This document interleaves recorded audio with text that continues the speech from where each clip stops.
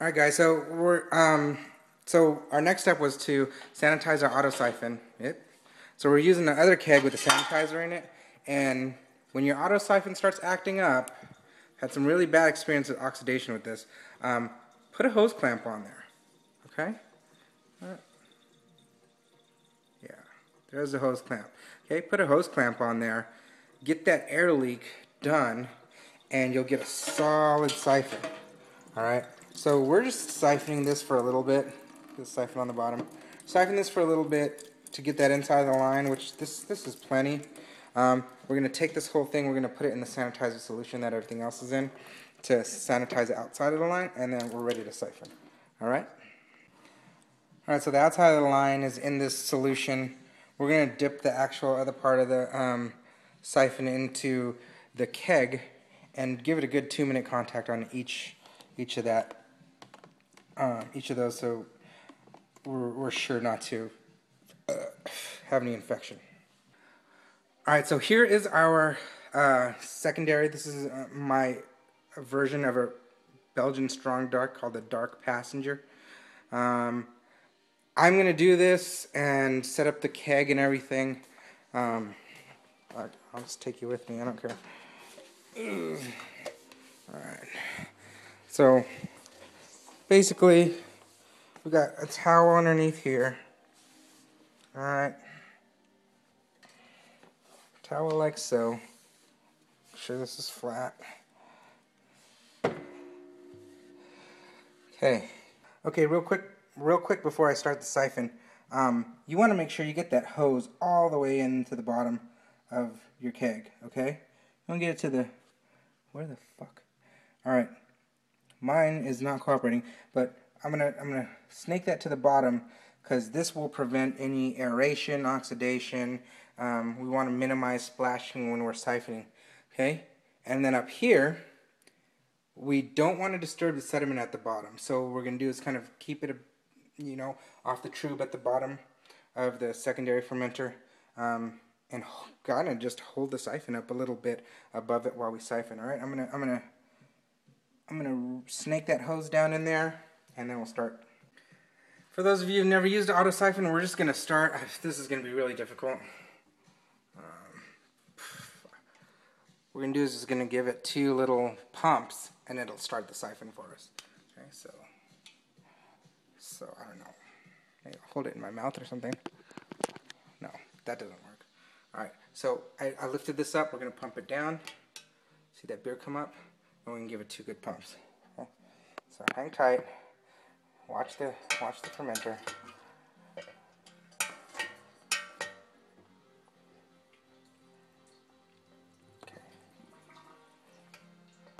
All right. So I don't know if you hear that, but anyway, so I gave it a couple good pumps. This little cane inside lifts up so you can pump it a couple times. All right. And what you want to do is you want to get a good solid. And I don't know if the light's disturbing it or not, but okay, you want to get a good solid stream of beer into your keg. So that's freaking joy right there. That's happiness in a flippin' metal container, you know. A lot of people like to cover this. I'm probably gonna go grab the lid. What I don't want to do is I don't want to disturb the sediment, so I don't want to set this down. If I had a helper, that would be freaking fantastic, but whatever. The beer's going pretty fast. Look at that. I mean, that was the line. Whatever. Alright, so we're going to let this beer flow or siphon into our keg. Okay? And then we're going to come back and finalize all this for this first keg of the Dark Passenger. Okay, last thing we do, guys, before we close up the keg, well, a couple things. In my keg, you didn't see me put it in there earlier, is my wine thief. And I'm going to use this to take a quick hydrometer reading. Alright. There's no way, I mean, how the hell do people do this by themselves? Handheld. And there's my hydrometer. Hope I don't drop it. Alright. So, empty any sanitizer out that's in the wine thief in my handy dandy bucket. Okay. And we're going to go thief some wine. Or beer. Let's put the wine thief in there. Get it deep enough to get a good sample.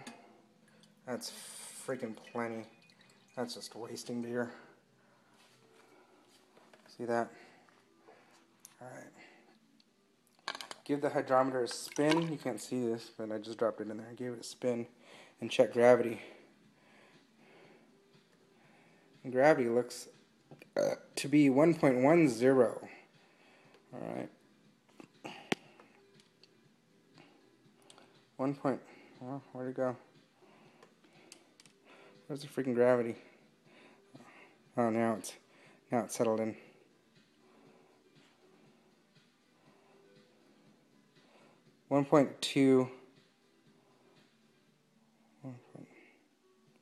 Yeah.